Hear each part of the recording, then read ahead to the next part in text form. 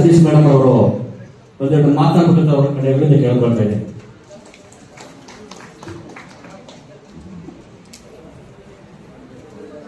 ಸರ್ವರಿಗೂ ನಮಸ್ಕಾರ. ಆತ್ಮೀಯರೇ ಹಾಗೂ ವೇದಿಕೆಯಲ್ಲಿ ಉಪಸ್ಥಿತರಿರುವ ಎಲ್ಲ ಗಣ್ಯರೇ, ಅಂತಾರಾಷ್ಟ್ರೀಯ ಮಹಿಳಾ ದಿನಾಚರಣೆಯ ಅಂಗವಾಗಿ ಪವರ್ಮ್ಯಾನ್ ದಿನಾಚರಣೆಯ ಅಂಗವಾಗಿ ಮಾತಾಡೋಕ್ಕಿಂತ ಮುಂಚೆ ಇಲ್ಲಿಗೆ ಬಂದ ಮೇಲೆ ನನಗೆ ಒಂದು ವಿಚಾರವನ್ನ ಹೇಳಿ ನನ್ನ ಮಾತುಗಳನ್ನ ಪ್ರಾರಂಭ ಮಾಡಬೇಕು ಅನ್ನಿಸ್ತಾ ಇದೆ. ಆತ್ಮೀಯರೇ, ಸಂಗೀತ ಕಲೆಯೊಂದು, ಸಾಹಿತ್ಯ ಕಲೆಯೊಂದು, ಅಂಗಾಂಗ ಭಾವ ರೂಪಣದ ಕಲೆಯೊಂದು, ಸಂಗಳಿಸಲಿ ಕಲೆಯ ಅನುನಯ ಮುಚ್ಚರಿಯಲ್ಲಿ ಮಂಗಳೋನ್ನತ ಕಲೆಯು ಮಂಕುತಿಮ್ಮ ಅಂತ ಹೇಳ್ತಾರೆ ಡಿವಿಜಿ. ಆ ಮಂಗಳೋನ್ನತ ಕಲೆಯನ್ನ ಸಿದ್ಧಿಸಿಕೊಂಡಿರುವ ಸನ್ಮಾನ್ಯ ಶ್ರೀ ಮಂಜುನಾಥ್ ರವರಿಗೆ ದಯಮಾಡಿ ಎಲ್ಲರೂ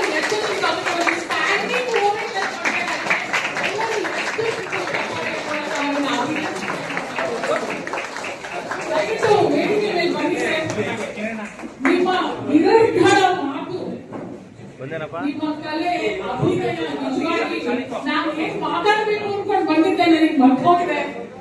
ಏನ್ ಮಾತಾಡಿದ್ರು ನಾನು ಇನ್ಮೇಲೆ ನಿಮ್ ಸುತ್ತಾನೆ ಮಾತಾಡ್ಬೇಕು ಹಂಗ ಅನ್ಕೊಂಡಿದ್ದೆ. ನನಗೆ ಅಷ್ಟು ಅದ್ಭುತವಾಗಿ ನಿರಂತರವಾಗಿ ನಿಮ್ಮ ಅಭಿನಯ ಇತ್ತು. Really great sir. ಸರಸ್ವತಿ ನಿಮ್ಗೆ ಒಲಿದು ನಿಮ್ಮ ಮನಸ್ಸಲ್ಲಿ ಮೈಯಲ್ಲಿ ತುಂಬಿಕೊಂಡಿದ್ದಾಳೆ. ಆ ಕಲಾ ಸರಸ್ವತಿಗೆ ನಮ್ಮದೊಂದು ನಮನ.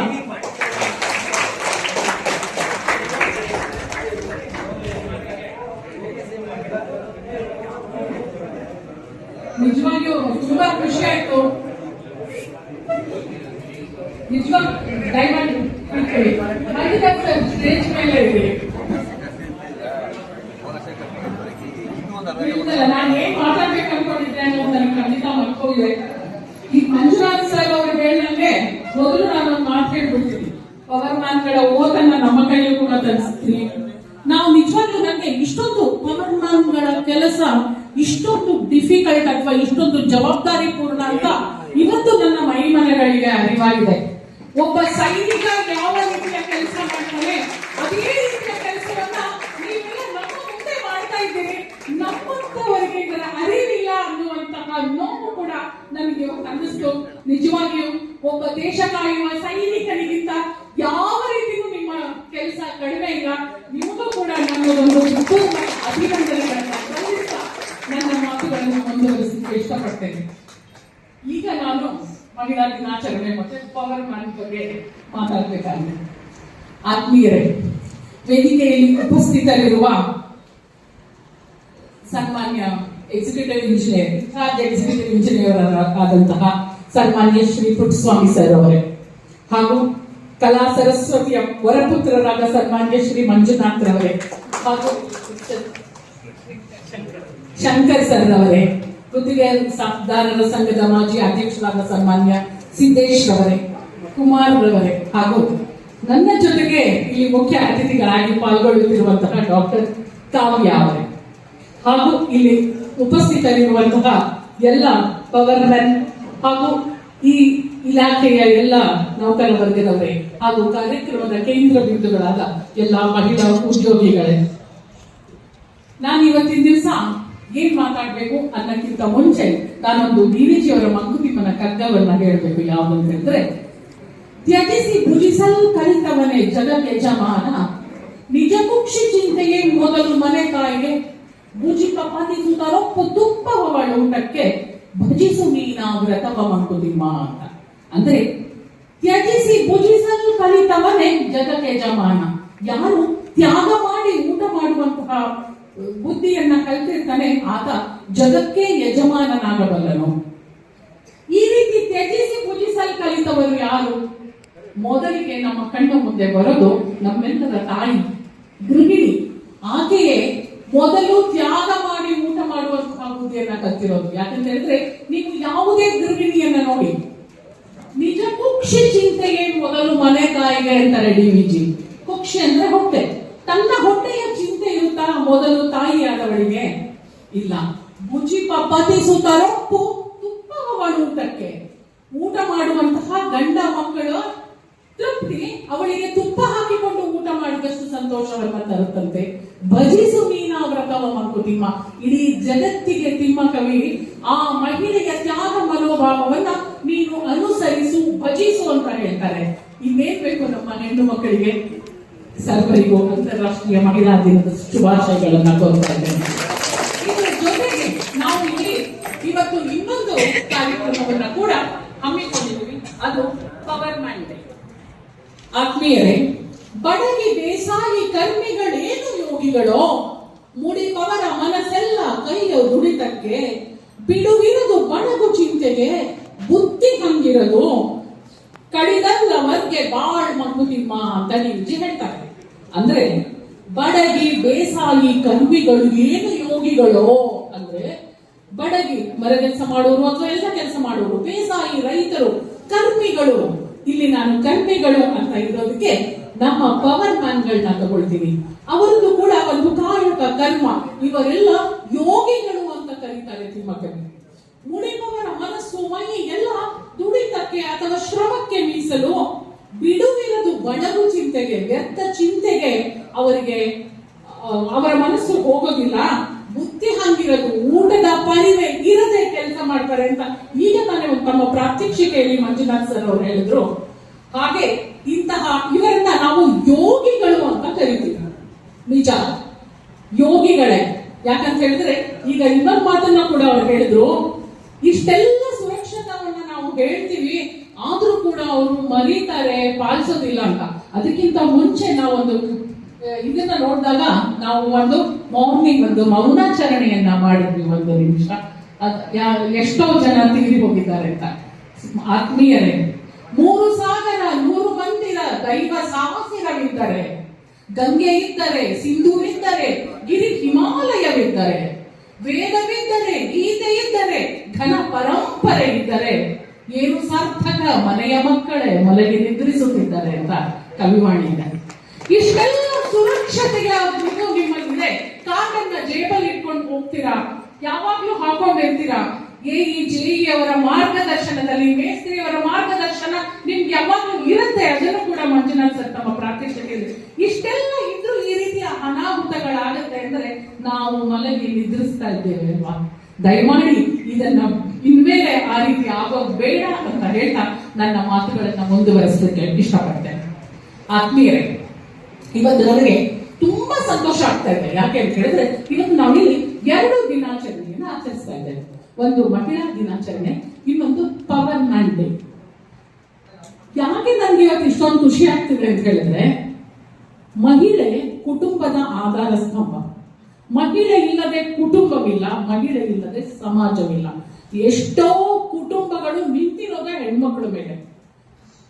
ಅತ್ತೆ, ಮಾವ, ನಾದಿನಿ, ಮೈದುನ, ಗಂಡ, ಅಕ್ಕ, ತಂಗಿ, ಅಪ್ಪ, ಅಮ್ಮ ಇವರೆಲ್ಲರ ಜೊತೆ ಹೊಂದಿಕೊಂಡು ನೆರೆಹೊರೆಯವರು, ಕುಟುಂಬದವರು, ಪ್ರೋತ್ಸಾಹ ನೀಡೋರು, ಹೊಟ್ಟೆ ಕಿಚ್ಚಿಕೊಡೋರು, ಇವರೆಲ್ಲರ ಮುಂದೆ 4 ಜನ ಮೆಚ್ಚುವ ಹಾಗೆ ತನ್ನ ಸಂಸಾರವನ್ನ ಎತ್ತಿ ಹಿಡಿಲಿಕ್ಕೆ ಕಾರಣವೇ ಹೆಣ್ಣು. ಆಕೆ ಕುಟುಂಬದ ಆಧಾರ ಸ್ತಂಭ. ಜೊತೆಗೆ ಇಲ್ಲಿ ಇನ್ನೊಂದು ಆಧಾರ ಸ್ತಂಭ ಯಾವ್ದಂತ ಹೇಳಿದ್ರೆ, ಒಂದು ಇಲಾಖೆ ಈಗ ಯಾವುದೇ ಕಂಪ್ಲೇಂಟ್ ಬರಲಿ, ಕಂಪ್ಲೇಂಟ್ ಅನ್ನ ಸ್ವೀಕರಿಸೋದು ಅಧಿಕಾರಿಗಳೇ ಆದ್ರೂ ಆ ಕಂಪ್ಲೇಂಟ್ ಅನ್ನ ಅಟೆಂಡ್ ಮಾಡೋದು ನೀವು ಪವರ್ ಮ್ಯಾನ್ಗಳು. ಕಂಬ ಹತ್ತೋದಿರ್ಲಿ, ಇಳಿಯೋದಿರ್ಲಿ, ಲೈನಿಗೆ ಹೋಗೋದಿರ್ಲಿ, ಮೀಟರ್ ರೀಡಿಂಗ್ ಇರ್ಲಿ, ಅಥವಾ ಅವರೇ ಬಂದು ಬಿಲ್ ಕಟ್ಟಿದ್ದಾದ್ರೆ ಪುನಃ ಮನೆಗೆ ಹೋಗಿ ಬಿಲ್ ನ ವಸೂಲಿ ಮಾಡೋದಿರ್ಲಿ, ಮರ ಬೀಳಲಿ ಅಥವಾ ಮರ ಜಾಸ್ತಿ ಬೆಳಿಲಿ, ಎಲ್ಲದಕ್ಕೂ ನಿಮ್ಮ ಕೆಲಸ. ಮಳೆ ಜೋರಾಗಿ ಬಂದ್ರಂತೂ ಕೇಳೋದೇ ಬೇಡ. ಅಷ್ಟೊಂದು ಕೆಲಸಗಳ ಅಂದ್ರೆ ಇಲಾಖೆ ನಿಂತಿರೋದೇ ನಿಮ್ಮ ದುಡಿಮೆಯ ಮೇಲೆ, ನಿಮ್ಮ ಶ್ರಮದ ಮೇಲೆ. ಹಾಗಾಗಿ ಈ ಇಲಾಖೆಯ ಆಧಾರ ಸ್ತಂಭ ನೀವು. ಇಲಾಖೆಯ ಆಧಾರ ಸ್ತಂಭ, ಕುಟುಂಬದ ಆಧಾರ ಸ್ತಂಭ. ಈ 2 ಪಿಲ್ಲರ್ಗಳ ಡೇ ಅನ್ನ, ದಿನವನ್ನ ಇವತ್ತು ಇಲ್ಲಿ ಆಯೋಜಿಸುತ್ತಿರುವಂತ, ಜೊತೆಗೆ ಆಯೋಜಿಸ್ತಾ ಇದ್ದಾರಲ್ಲ ಕಾರ್ಯಕ್ರಮದ ಆಯೋಜಕರಿಗೆ ನನ್ನ ತುಂಬು ಹೃದಯದ ಅಭಿನಂದನೆಗಳನ್ನ ನಾನು ಅರ್ಪಿಸ್ತೇನೆ. ಆತ್ಮೀಯರೇ, ನನ್ಗಿವತ್ತು ಇಲ್ಲಿ ಬರ್ಬೇಕು ಅಂತ ಹೇಳಿದಾಗ ನಾನು ಮಂಡ್ಯದಲ್ಲಿದ್ದೆ. ಮೊದಲು ನಾನು KR-ಪೇಟೆಯಲ್ಲೇ ಇದ್ದೆ. ಸರಿಸುಮಾರು 19 ವರ್ಷಗಳ ಕಾಲ KR-ಪೇಟೆಯಲ್ಲೇ ಇದ್ದೆ. ಬರ್ಬೇಕು ಅಂತ ಹೇಳಿದ ತಕ್ಷಣ ಮಂಡ್ಯದಿಂದ ಬರ್ಬೇಕಲ್ಲ ಅನ್ನಿಸ್ತು. ಆದ್ರೆ ತುಂಬಾ ಖುಷಿಯಾಗಿ ಒಪ್ಕೊಂಡೆ. ಯಾಕಂತ ಹೇಳಿದ್ರೆ ನಿಮ್ಮ ಇಲಾಖೆಗೂ ನನಗೂ ಒಂದು ಅವಿನಾಭಾವ ಸಂಬಂಧ ಇದೆ. ಅಷ್ಟು ವರ್ಷಗಳಿಂದಲೂ ಈ ಇಲಾಖೆಯ ಅನೇಕ ಕಾರ್ಯಕ್ರಮಗಳಲ್ಲಿ ನಾನು ಭಾಗವಹಿಸಿದ್ದೇನೆ. ಗೆಸ್ಟ್ ಆಗಲ್ಲ, ನಿರೂಪಕಿಯಾಗಿ. ಸರಿಸುಮಾರು 2014ರಲ್ಲಿ ಪಾಂಡವಪುರದಲ್ಲಿದ್ದ ಡಿವಿಷನಲ್ ಆಫೀಸ್ ಇಲ್ಲಿಗೆ ಶಿಫ್ಟ್ ಆದಾಗ ಆ ಕಾರ್ಯಕ್ರಮದ ನಿರೂಪಣೆಗೆ ಬಹುಶಃ ನಿಮ್ಮಲ್ಲಿ ಕೆಲವರಿಗಾದ್ರೂ ನೆನಪಿರಬಹುದು. ಡಿ.ಕೆ. ಶಿವಕುಮಾರ್ ಸರ್ ಅವರು ಚೀಫ್ ಗೆಸ್ಟ್ ಆಗಿ ಬಂದಿದ್ದಾಗ ನಾನು ಈ ಕಾರ್ಯಕ್ರಮ ಅವ್ರಿಗಂತೂ ನಾರಾಯಣಗೌಡರು ಅವಾಗ MLA ಅವ್ರಿಗೆ ಬಹಳ ಕ್ಲೋಸ್, ಅವರು ಒಳ್ಳೆ ಫ್ರೆಂಡ್. ತುಂಬಾ ಜನ ನಿಮ್ಮ ಇಲಾಖೆಯವರೇ ಜಾಸ್ತಿ ಜನ, ಸಾವಿರಾರು ಜನ ಸೇರಿದ್ರು ಆ ಕಾರ್ಯಕ್ರಮದಲ್ಲಿ. ಆ ಕಾರ್ಯಕ್ರಮದಲ್ಲಿ ಡಿ.ಕೆ. ಶಿವಕುಮಾರ್ ಅವರು ನಾರಾಯಣಗೌಡರನ್ನ ಕಿಂಡಲ್ ಮಾಡಕ್ ಏನ್ ಮಾಡಿದ್ರು, ಯಾರ್ಯಾರು ನಮ್ಮ ಡಿಪಾರ್ಟ್ಮೆಂಟ್ ಅವ್ರಿದ್ದೀರಿ ಕೈ ಎತ್ತಿ ಅಂದ್ಬಿಟ್ರು. ಅಂದ್ರೆ ಅಲ್ಲಿದ್ದ ಆಲ್ಮೋಸ್ಟ್ ಎಲ್ಲರೂ 70% ಕೈ ಎತ್ತಿದ್ರು. ನಾರಾಯಣಗೌಡ್ರಿಗೆ ಅನಿಸ್ತು, ನಾನ್ ಜನ ಕರೆಸಿಲ್ಲ ಅಂತ ಹೆಂಗೆ ಕಿಂಡಲ್ ಮಾಡ್ತಾ ಇದಾರೆ ನೋಡಿ ಮೇಡಮ್ ಅಂತ ಹೇಳಿದ್ರು ನನ್ನ ಜೊತೆ. ಆ ಕಾರ್ಯಕ್ರಮದಲ್ಲಿ ಡಿವಿಷನಲ್ ಆಫೀಸ್ ಓಪನ್ ಆದಾಗ ಬಹುಶಃ ಡಿ.ಕೆ. ಸರ್ ಪವರ್ ಮಿನಿಸ್ಟರ್ ಆದಾಗ್ಲೇ ಲೈನ್ ಮ್ಯಾನ್ ಗಳನ್ನ ತೆಗೆದು ಪವರ್ ಮ್ಯಾನ್ ಅನ್ನುವಂತಹ ಡೆಸಿಗ್ನೇಷನ್ ಕೊಟ್ಟಿದ್ದು ಅಂತ ನಾನು ಅನ್ಕೊಳ್ತೀನಿ. ನಿಜವಾಗ್ಲೂ ಪವರ್ ಮ್ಯಾನ್ ಹೆಸರು ಸೂಕ್ತವಾಗಿದೆ. ನನಗೂ ಅದು ಇವತ್ತು ಇವರ ಪ್ರಾತ್ಯಕ್ಷತೆಯಿಂದ ನನಗೆ ಅರಿವಾಯಿತು. ಆತ್ಮೀಯರೇ, ಇಂತಹ ಒಡನಾಟ ನನಗೆ ನಿಮ್ಮ ಆಫೀಸರ್ ಜೊತೆ ಇದೆ. ಅದಕ್ಕಾಗಿ ಇವತ್ತು ನನ್ನನ್ನು ಇಲ್ಲಿಗೆ ಕರೆಸಿದ್ದಕ್ಕೆ ನನ್ನ ತುಂಬು ಹೃದಯದ ಕೃತಜ್ಞತೆಗಳನ್ನು ಅರ್ಪಿಸ್ತೇನೆ. ಮತ್ತೆ ನಾವು ಪವರ್ ಮ್ಯಾನ್ ಗಳನ್ನ ಹೇಳಿದ್ವಲ್ಲ, ಈಗ ನಾವು ಮಹಿಳೆಯರ ಬಗ್ಗೆ ಬರೋಣ ಅಂತ ಹೇಳಿದ್ರೆ, ನಾನು ಹೇಳಿದೆ ಸಂಸಾರ ನಡೀತಿರೋದೇ ಹೆಣ್ಣಿಂದ. ಹೆಣ್ಣು ಪ್ರಕೃತಿ ಆಕೆಗೆ ಎಲ್ಲ ವರವನ್ನ ಕೊಟ್ಟಿದೆ. ಹಂಗೆ ಹೇಳ್ಬೇಕಂದ್ರೆ ಪ್ರಕೃತಿ ಹೆಣ್ಣು ಮಕ್ಕಳಿಗೆ ಕಂಪೇರ್ ಮಾಡಿದ್ರೆ ಗಂಡು ಮಕ್ಕಳಿಗೆ ಮೋಸ ಮಾಡಿದೆ. ಏನಂತ ಹೇಳಿದ್ರೆ ಹೆಣ್ಣಿಗಿರುವಂತಹ ಜಾಣ್ಮೆ, ಹೆಣ್ಣಿಗಿರುವಂತಹ ತಾಳ್ಮೆ ಗಂಡಸರಿಗಿಲ್ಲ. ನಿಮಗೆ ಸಿಟ್ಟು ಬರ್ಬೋದು ಇದನ್ನು ಕೇಳಿದ್ರೆ, ಆದ್ರೆ ಯಾವುದೇ ಕೆಲಸವನ್ನ ನೋಡಿ ಜಾಣ್ಮೆಯಿಂದ ಮಾಡೋ ಹೆಣ್ಣು ಮಕ್ಕಳು. ಯಾರು ಹೆಣ್ಣು ಮಕ್ಕಳನ್ನ ಕೇಳಿ ಕೆಲಸ ಮಾಡ್ತಾರಲ್ಲ ಅವರ ಸಂಸಾರ ಸುಗಮವಾಗಿ ನಡೆಯುತ್ತೆ. ಅವ್ರನ್ನ ಕೇಳದೆ ಮಾಡಿದ್ರೆ ಆ ಸಂಸಾರ ಸುಗಮವಾಗಿರೋದಿಲ್ಲ. ಯಾಕಂತ ಹೇಳಿದ್ರೆ ಈ ಮಲ್ಟಿ ಟಾಸ್ಕಿಂಗ್ ಇದೆಯಲ್ಲ, ಹೆಣ್ಣು ಮಕ್ಕಳು ಮಾಡೋ ಹಾಗೆ ಗಂಡಸರು ಖಂಡಿತ ಮಾಡೋದಿಲ್ಲ. ಮಲ್ಟಿ ಟಾಸ್ಕಿಂಗ್ ಅಂದ್ರೆ ಏಕಕಾಲದಲ್ಲಿ ಅನೇಕ ಕೆಲಸಗಳನ್ನ ಮಾಡೋದು. ಫಾರ್ ಎಕ್ಸಾಂಪಲ್, ಅವರು ಅಡಿಗೆ ಮಾಡ್ತಾ ಮಾಡ್ತಾ ಪುಟ್ಟ ಮಕ್ಕಳಿಗೆ ಪಾಠನೂ ಹೇಳ್ಕೊಡ್ತಾ ಇರ್ತಾರೆ. ಏನಾದ್ರೂ ಕಸೂತಿ ಹಾಕುವಂತ ಅಭ್ಯಾಸ ಇರೋರು ಕಸೂತಿ ಹಾಕ್ತಾ ಅಡಿಗೆ ಮಾಡ್ತಾರೆ. ಅಡಿಗೆ ಸ್ಟವ್ ಮೇಲೆ ಪಾತ್ರೆ ಇಟ್ಟು ಅಲ್ಲೇ ಸ್ಪಾಟ್ ಅಲ್ಲಿ ತರಕಾರಿ ಹೆಚ್ಚಿಕೊಂಡು ಕೆಲಸ ಮಾಡ್ತಿರ್ತಾರೆ. ಹಂಗೆ ಮಾಡ್ತಾ ಮಾಡ್ತಾ ಟಿವಿ ನೋಡ್ಕೊಂಡು ಅಥವಾ ಮೊಬೈಲ್ ಅಲ್ಲಿ ರೀಲ್ಸ್ ನೋಡ್ಕೊಂಡು ಕೂಡ ಅಡಿಗೆ ಮಾಡ್ತಾರೆ. ಆದ್ರೂ ಅಡಿಗೆ ಕೆಡೋದಿಲ್ಲ, ಚೆನ್ನಾಗೇ ಮಾಡ್ತಾರೆ, ರುಚಿಯಾಗೇ ಇರುತ್ತೆ. ಅದೇ ನೀವು ಗಂಡಸರಿಗೆ ಹೇಳಿ, ಟಿವಿ ನೋಡ್ತಾ ಕೂತ್ಕೊಂಡಿರೋ ಗಂಡಸರಿಗೆ ಅಥವಾ ಪೇಪರ್ ಓದ್ತಾ ಇರುವಂತ ಗಂಡಸರಿಗೆ, ಒಲೆ ಮೇಲೆ ಹಾಲಿಟ್ಟಿದ್ದೀನಿ, ನಾನು ಸ್ನಾನ ಮಾಡ್ಕೊಂಡು ಬರೋಷ್ಟೊತ್ತು ನೀವು ನೋಡ್ಕೊಳ್ಳಿ ಅಂತ ಹೇಳಿದ್ರಿ, ಆ ಹಾಲು ಕಂಡಾಗಿ ಸುರಿದೋಗಿದ್ರು ಇವರು ಪೇಪರ್ ಓದ್ತಾನೆ ಇರ್ತಾರೆ ಅಥವಾ ಟಿವಿ ನೋಡ್ತಾನೆ ಇರ್ತಾರೆ. ಆ ಹಾಲನ್ನು ನೋಡಿರೋದೇ ಇಲ್ಲ. ಕುಕ್ಕರ್ 2 ವಿಷಲ್ ಬಂದ ತಕ್ಷಣ ಆಫ್ ಮಾಡಿ ನಾನು ತರಕಾರಿ ತಗೊಂಡ್ಬರ್ತೀನಿ ಕೆಡಬೋಗಿ ಅಂತ ಹೇಳಿದ್ರೆ, ಆ ಕುಕ್ಕರ್ 10 ವಿಷಲ್ ಕೂಗಿದ್ರು ಇವ್ರಿಗೆ ಕೇಳಿಸಿರೋದೇ ಇಲ್ಲ. ಇಂತಹ ಮಲ್ಟಿ ಟಾಸ್ಕಿಂಗ್ ಹೆಣ್ಣು ಮಕ್ಕಳಿಗೆ ಮಾತ್ರ ಸಾಧ್ಯ. ಇಂತಹ ಹೆಣ್ಣು ಮಕ್ಕಳು ಎಷ್ಟು ಕೆಲಸ ಮಾಡ್ಬೇಕ್ರಿ, ಅದರಲ್ಲೂ ನಮ್ಮಂತಹ ಉದ್ಯೋಗಸ್ಥ ಹೆಣ್ಣು ಮಕ್ಕಳು. ಅವ್ರು ಹೇಳ್ತಾರೆ, ನಿಮ್ಗೇನು ಆಚೆ ಕಡೆನೂ ದುಡಿತೀರಾ, ಸಂಪಾದನೆ ಮಾಡ್ತೀರಾ, ನಿಮ್ಮ ಬದುಕು ರಾಯಲ್ ಆಗಿರುತ್ತೆ ಅಂತ. ನಿಜವಾಗ್ಲೂ ರಾಯಲ್ ಆಗಿರುತ್ತಾ? ಇಲ್ಲ. 8:30 9 ಗಂಟೆಗೋ ಕೆಲಸಕ್ಕೆ ಮನೆ ಬಿಡಬೇಕು ಅಂತ ಹೇಳಿದ್ರೆ ಅಷ್ಟರಲ್ಲಿ ಬೆಳಗ್ಗೆ ತಿಂಡಿ, ಮಧ್ಯಾಹ್ನದ ಅಡುಗೆ, ಮಕ್ಕಳು ಲಂಚ್ ಬಾಕ್ಸ್, ಹಸ್ಬೆಂಡ್ ಲಂಚ್ ಎಲ್ಲದನ್ನು ಮಾಡ್ಕೊಂಡು ನಾವು ಆಚೆ ಬರೋಕ್ಕೋತಿದೆ. ಅದರಲ್ಲಿ ಈ ಸಹೋದ್ಯೋಗಿಗಳ ಕಾಟಗಳು ಬೇರೆ. ಏನು, ಯಾವುದೇ ಒಂದು, ನಾನು ಹೇಳೋದು ಎಲ್ಲರೂ ಒಂದೇ ಸ್ತರದಲ್ಲಿ ಇರೋದಿಲ್ಲ. ಏನಾದ್ರೂ ಸ್ವಲ್ಪ ರಿಚ್ ಬ್ಯಾಕ್ ಗ್ರೌಂಡ್ ಇಂದ ಕೆಲಸಕ್ಕೆ ಬಂದ್ರು ಏನ್ ಹೇಳ್ತಾರೆ, ಇವ್ರಿಗೆ ಏನ್ ಕೆಲಸ ಬೇಕಾಗಿಲ್ಲ ಆದ್ರೂ ಬಂದ್ ಮಾಡ್ತಾರೆ, ಇವ್ರ ಹಸ್ಬೆಂಡ್ ಚೆನ್ನಾಗಿ ದುಡಿತಾರೆ, ಅದಕ್ಕೆ ನೋಡು ದಿನಾ ಒಂದೊಂದು ಸೀರೆ ಉಡ್ಕೊಂಡು ಬರ್ತಾರೆ ಅಂತ ಮಾತಾಡ್ತಾರೆ. ಇಂಥವನ್ನೆಲ್ಲ ನಾವು ಸಹಿಸ್ಕೊಂಡು ಕೆಲಸ ಮಾಡಬೇಕು, ಹೌದಲ್ವಾ? ಆಕ್ಚುಲಿ ನನ್ನನ್ನು ಕರಿಬೇಕಾದ್ರೆ ಸರ್ ಏನ್ ಹೇಳಿದ್ರು, ನೀವು ಯಾವ ಟಾಪಿಕ್ ಬಗ್ಗೆ ಮಾತಾಡ್ತೀರಾ ಅಂತ. ಯಾವ ಟಾಪಿಕ್ ಬಗ್ಗೆ ಮಾತಾಡೋದು? ಹೆಣ್ಣು ಮಕ್ಕಳ ಬಗ್ಗೆ ಮಾತಾಡೋದು. ಪವರ್ ಮ್ಯಾನ್ ಏನೋ ಇದೆಯಲ್ವಾ, ನಾನು ಟಾಪಿಕ್ ಹೇಳಲೇ ಇಲ್ಲ ಅಣ್ಣ, ನಾನು ಅಲ್ಲಿಗೆ ಬಂದ ಮೇಲೆ ಮಾತಾಡ್ತೀನಿ ಅಂತ ಹೇಳ, ಅಥವಾ ಆಮೇಲೆ ಹೇಳ್ತೀನಿ, ಅರ್ಧ ಗಂಟೆಗೆ ಹೇಳ್ತೀನಿ ಅಂದ್ರೆ ಏನು ಹೇಳಲೇ ಇಲ್ಲ ನಾನು. ಯಾಕಂದ್ರೆ ಹೆಣ್ಮಕ್ಳ ಬಗ್ಗೆ ಮಾಡಕ್ಕೆ ನನ್ನನ್ನು ಒಬ್ಬ ಮಹಿಳೆ ಅಂತ ಕರ್ಕೊಳ್ಳೋದ್ರಿಂದ ನನ್ನನ್ನು ಒಬ್ಬ ಸ್ತ್ರೀವಾದಿ, ಮಹಿಳಾವಾದಿ ಅಂತ ಕರ್ಕೊಳ್ತೀನಿ. ಯಾಕಂತ ಹೇಳಿದ್ರೆ ಹೆಣ್ಣು ಮಕ್ಕಳು ಅನಾದಿ ಕಾಲದಿಂದಲೂ ಶೋಷಿತ ವರ್ಗದವರು ನಾವು. ಗಂಡಸರದ್ದು, ಸಮಾಜದ್ದು, ಹೆಣ್ಣು ಮಕ್ಕಳದ್ದೇ ಶೋಷಣೆಗೆ ಒಳಗಾಗಿ ನಾವು ಇಷ್ಟರ ಮಟ್ಟಿಗೆ ಎದ್ದು ನಿಂತಿದ್ದೀವಿ ಅಂತ ಹೇಳಿದ್ರೆ ಅದು ಸಾಮಾನ್ಯ ಅಲ್ಲ. ನಾವು ಇಲ್ಲಿ ಹೆಂಗೆ ಜೀವನ ಮಾಡ್ಬೇಕಂತ ಹೇಳಿದ್ರೆ, ನಮ್ಮ ಮನಸ್ಸು ಹೇಳ್ತಾರೆ ಡಿವಿಜಿ, ಕುದಿ ಹೆಚ್ಚೆ ಬೆಗತಹುದು ಕಡಿಮೆ ಇರೆ ಹಸಿನಾಥ, ಕದರಲೊಡೆಯುವುದು ಹಾಲು ಸೂಕ್ಷ್ಮವದರ ಹದ, ಅದರ ಒಲೆ ಮನದ ಹದ, ಅದನೆಚ್ಚರದಲ್ಲಿ ನೋಡು ಬದುಕು ಸೊಗ ಹದದಿಂದ ಮಂಕುತಿಮ್ಮ ಅಂತ. ಕುದಿ ಹೆಚ್ಚೆ ಬೆಗತಹುದು, ಹಾಲನ್ನ ಜಾಸ್ತಿ ಕಾಯಿಸಿದ್ರೆ ಬೆಗಟು ಕಂಠ ಹಿಡಿಯುತ್ತೆ. ಕಡಿಮೆ ಇದ್ರೆ ಹಸಿನಾಥ, ಕಡಿಮೆ ಮಾಡಿದ್ರೆ ಹಸಿ ವಾಸನೆ ಬರುತ್ತೆ. ನಾವು ನೋಡಿ ಸಾಂಬಾರ್ ಮಾಡ್ಬೇಕಾದ್ರೆ, ಪಲ್ಯ ಮಾಡ್ಬೇಕಾದ್ರೆ ತಳ ಕಚ್ಚುತ್ತೆ ಅಂತ ತಿರುಗಿಸ್ತಾನೆ ಇರ್ತೀವಿ. ಆದ್ರೆ ಹಾಲು ಕಾಯಿಸುವಾಗ ಅವ್ನು ತಿರುಗಿಸ್ತಾನೆ ಇದ್ರೆ ಹಾಲು ಒಡೆದೋಗುತ್ತೆ. ಕದಡಲೊಡೆಯುವುದು ಹಾಲು ಸೂಕ್ಷ್ಮವದರ ಹದ, ಅದರ ಹದ ಸೂಕ್ಷ್ಮ. ಯಾಕೆ ಕವಿ ಡಿವಿಜಿ ಹಾಲು ಕಾಯಿಸೋದ್ರ ಬಗ್ಗೆ ಇಷ್ಟೊಂದು ಹೇಳ್ತಾರೆ ಅಂದ್ರೆ, ಹಾಲಿನ ಹದ ಎಷ್ಟು ಸೂಕ್ಷ್ಮವೋ ಅದರ ಒಲೆ ಮನದ ಹದ, ನಮ್ಮ ಮನಸ್ಸಿನ ಹದವು ಕೂಡ ಅಷ್ಟೇ ಸೂಕ್ಷ್ಮ. ಆದ್ರಿಂದ ಬದುಕು ಸೊಗ ಹದದಿಂದ ಮಂಕುತಿಮ್ಮ ಅಂತ. ಒಂದು ಹದದಲ್ಲಿ ನಾವು ನಮ್ಮ ಜೀವನವನ್ನ ತಗೊಂಡು ಹೋಗ್ಬೇಕು. ಅದರಲ್ಲೂ ಉದ್ಯೋಗಸ್ಥ ಮಹಿಳೆಯರಿಗೆ ನಾನು ಹೇಳೋದು, ಏನ್ ಮಾಡ್ತಾಳ್ರಿ, ನನ್ನಕ್ಕಿಂತ ಹೆಚ್ಚು ವಾಚಾಳಿ ಆದ್ರೆ ಏನ್ ಮಾತಾಡ್ತಾಳಪ್ಪ ಅವಳು, ಬೆಳಗ್ಗೆಯಿಂದ ಸಂಜೆ ತನಕ ಮಾತಾಡ್ತಾನೆ ಇರ್ತಾಳೆ, ಬರೀ ಗಂಡಸ್ರ ಜೊತೆನೆ ಮಾತಾಡ್ತಾಳೆ ಇರ್ತಾಳೆ. ನೀವು ಮಾತಾಡದೆ ಸುಮ್ಮನೆ ಕೂತಿರಿ, ಬರೀ ಮುಷಂಡಿ, ಏನ್ ಮಾತಾಡಿಸ್ಬಿಟ್ರೆ ಏನ್ ಮುತ್ತುದ್ರೋಗ್ಬಿಡುತ್ತಾ, ಮಾತೇ ಆಡಲ್ಲ ಅಂತ ಅಲ್ವಾ. ಇಂಥ ಕೇಳಿಕೆಗಳನ್ನೆಲ್ಲ ಸ್ವೀಕರಿಸ್ಕೊಂಡು ನಮ್ಮಲ್ಲೇ 108 ಟೆನ್ಷನ್ ಇರುತ್ತೆ.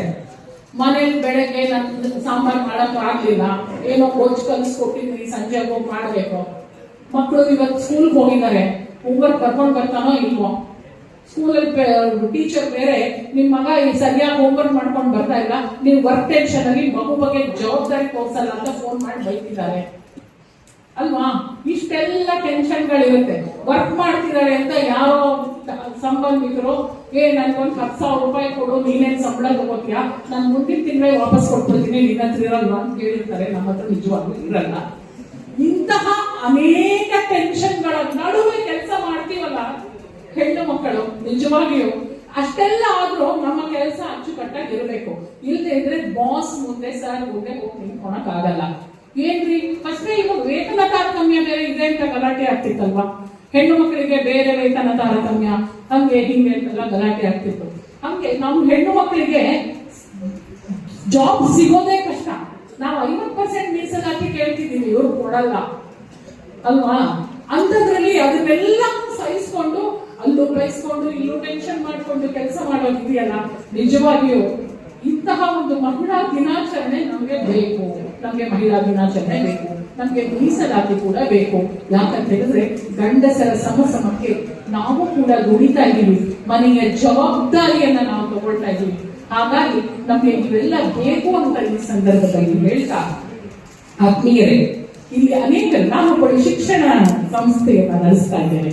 ಹಾಗಾಗಿ ಕೆಲವೊಂದು ಮಾತು ಶಿಕ್ಷಣದ ಬಗ್ಗೆ, ಯಾಕಂದ್ರೆ ಇಲ್ಲೆಲ್ಲರೂ ಪೋಷಕರಿದ್ದೇವೆ. ಈಗ ಮಕ್ಕಳಿಗೆ ಎಕ್ಸಾಮ್ ನಡೀತಾ ಇದೆ. ಆದ್ರಿಂದ ಕೆಲವೊಂದು ಮಾತನ್ನ ನನ್ ಗೊತ್ತು, ನಾನು ತುಂಬಾ ಟೈಮ್ ತಗೋತಾ ಇದ್ದೀನಿ ಅಂತ ಮೇಡಮ್ ಜೊತೆ ಮಾತಾಡ್ಬೇಕು. ಅದಕ್ಕೆ ಸ್ವಲ್ಪ ಮಾತ್ರ ಶಿಕ್ಷಣದ ಬಗ್ಗೆ ಹೇಳಿ ನನ್ನ ಮಾತುಗಳಿಗೆ ವಿರಾಮವನ್ನ ನೀಡ್ತೇನೆ.